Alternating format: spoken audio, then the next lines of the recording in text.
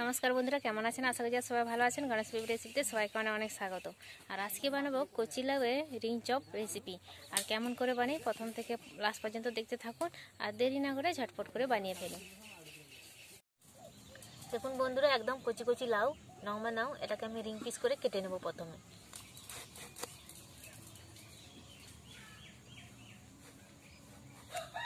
এই সাইজের চপাটাকে আমি ছিলে নিই।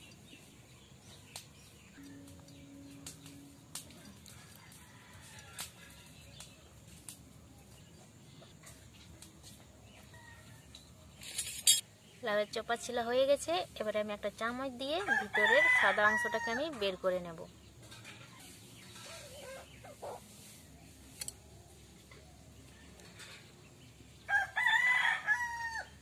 এইভাবে এবারে ধোয়ার জন্য জলে দিয়ে দেব।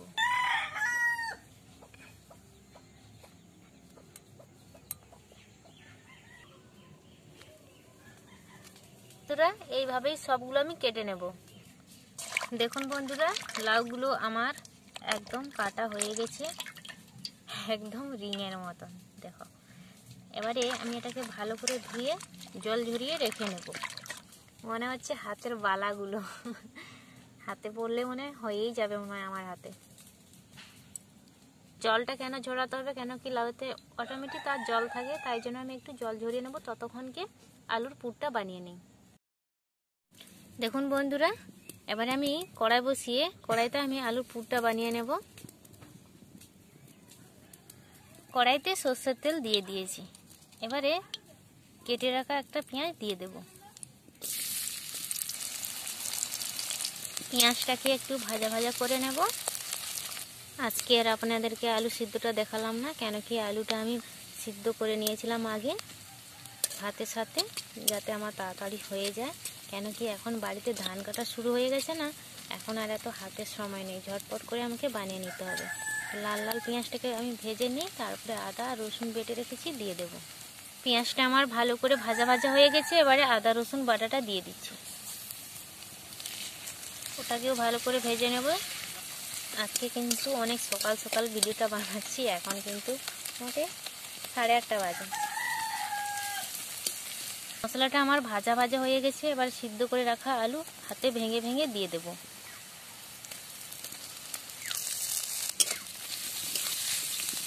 স্বাদ মতো নুন দিয়ে দিচ্ছি, অল্প করে হলুদের গুঁড়ো, লঙ্কার গুঁড়ো 1 চামচ।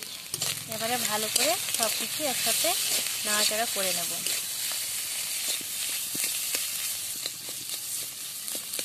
সবার শেষে ভাজা মশলা দিয়ে দিচ্ছি। এটা আছে শুকনো লঙ্কা, জিরে, ধনে ভেজে গুঁড়ো করে নিয়েছিলাম, দিয়ে দিলাম।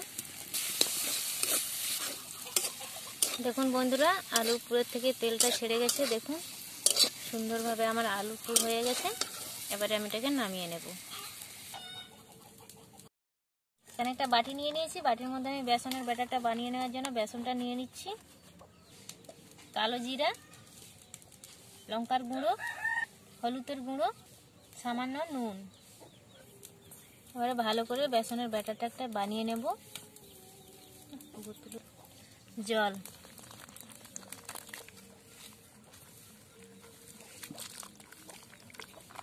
সুন্দর করে একটা ব্যাটার বানিয়ে নিচ্ছি।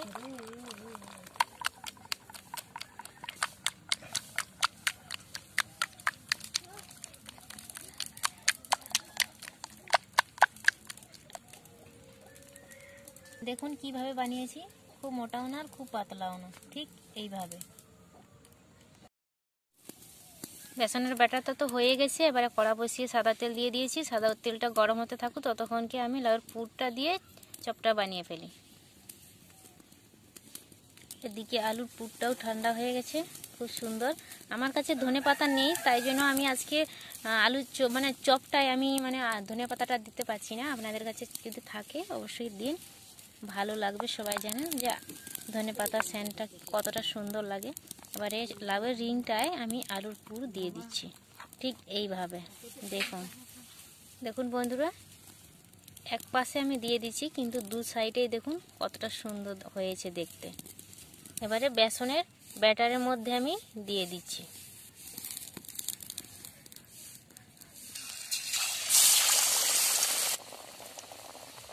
একটা একটা করে এই রকম করে আমি তেলে সবগুলোকে চপ ভেজে নেব।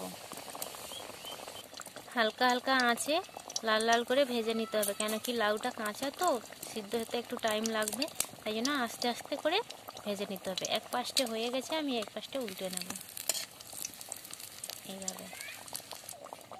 দেখুন বন্ধুরা, আমার একটা চপ হয়ে গেছে, এবারে তুলে নেব।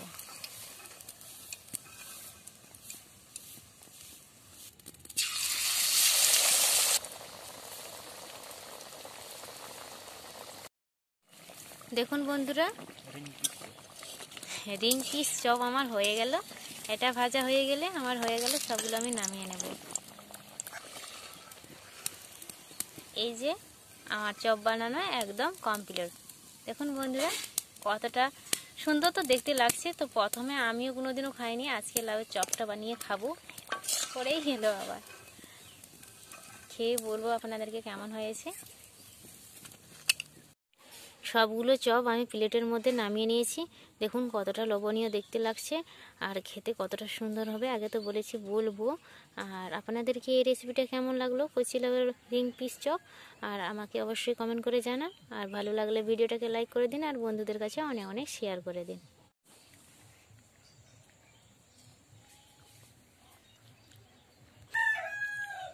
আজকে নতুন জিনিস পেলাম, সত্যি খুবই ভালো লাগছে আজকে। খুব আপনারা বাড়িতে বানিয়ে খাবেন, খুবই ভালো লাগে খেতে।